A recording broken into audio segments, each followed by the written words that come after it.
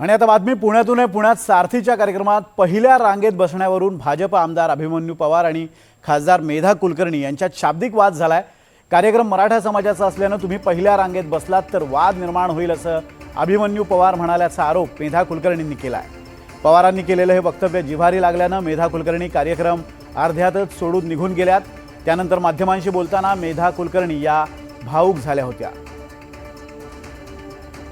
दरम्यान ताईंचा गैरसमज झाला असून आपण दोघे मागे बसू एवढंच मी सांगितल्याचं अभिमन्यू पवार म्हणाले। त्यावर मेधा कुलकर्णींनी काय प्रतिक्रिया दिली आपण पाहूयात।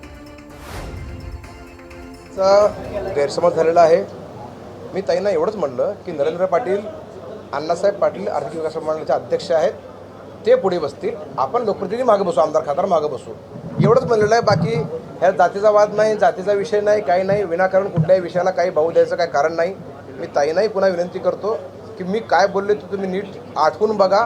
बाजूला दाभोळकर होते, राजूरकर होते, इकडे योगेश अण्णा होते, सगळ्यांनी ऐकलेलं मी काय बोललं ते। मी त्यांना एवढंच म्हणलं की नरेंद्र पाटील आर्थिक अण्णासाहेब पाटील महामंडळाचे अध्यक्ष आहेत, ते पुढे बसतील, आपण मागे बसूया। कारण काय होतं, एक खुर्ची रिकामी होती अण्णा बनसोडे साहेबांची, अण्णा आले नाहीत म्हणून मी म्हणलं की आपण नरेंद्र पाटलांना बसूया, एवढंच आहे। अभिमन्यू पवारांना स्वतःला त्या ठिकाणी बसायचं होतं म्हणून त्यांची खूप धावधाव तिकडे चालली होती की मी बसतो। अधिकारी असं म्हणाले की याच्यानंतर मेधा कुलकर्णीचं नाव येतं, तर ते असं म्हणाले की हा कार्यक्रम मराठा समाजाचा आहे आणि तुम्ही तिथे बसल्यानंतर कॉन्ट्रोवर्सी होईल। हा कार्यक्रम नक्कीच अभिमानास्पद कामगिरी करणाऱ्या मराठा समाजातील कर्तृत्ववान मुलांचा आणि त्यांना शाबासकी देण्याचा कार्यक्रम आहे, पण कार्यक्रम शासनाचा आहे आणि शासकीय प्रोटोकॉलनुसार खुर्च्यांची रचना केलेली असते, त्यांची जात बघून खरंच रचना केलेली नसते।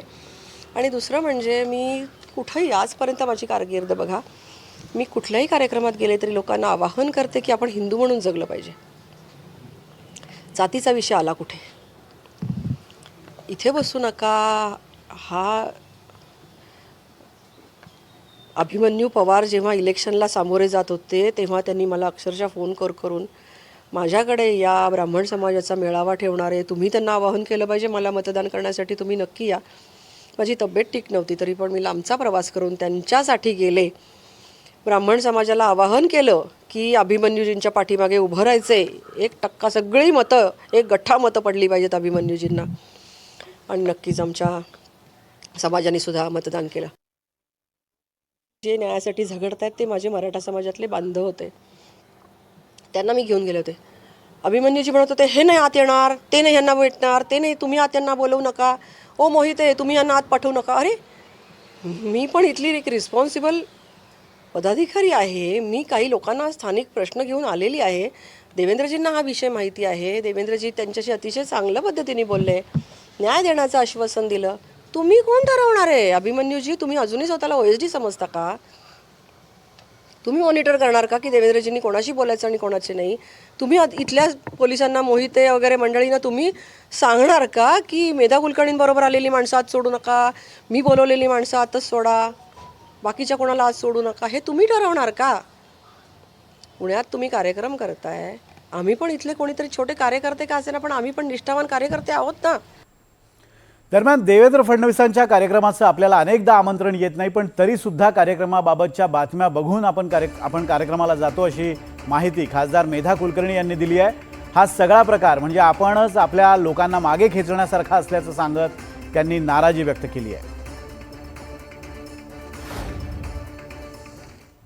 का बसू, मला बोलवलं नाही बोलवलं तरी मी देवेंद्रजींचा कार्यक्रम पेपरमध्ये वाचून कित्येक वेळेला कार्यक्रमाला गेली आहे। काय सांगू आता मी, मला निमंत्रण पण नसतं कित्येक वेळेला, पण मी पेपरमध्ये ॲड वाचते आणि जाते कार्यक्रमाला।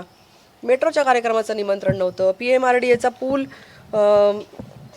त्याला मी नाही जाऊ शकले, पण निमंत्रणच नव्हतं मला युनिव्हर्सिटी चौकातल्या, मला निमंत्रण पण नसतं, मी ऑडियन्समध्ये बसायला तयार आहे। हा विषय सगळ्यांनी आत्मपरीक्षण करण्याचा आहे। भारत आपल्याला हाक मारत आहे की तुम्ही हिंदू म्हणून समोर या, आणि जेव्हा आपण हिंदू म्हणून समोर येऊ तेव्हा देशापुढचे प्रश्न आपण सोडवू शकू।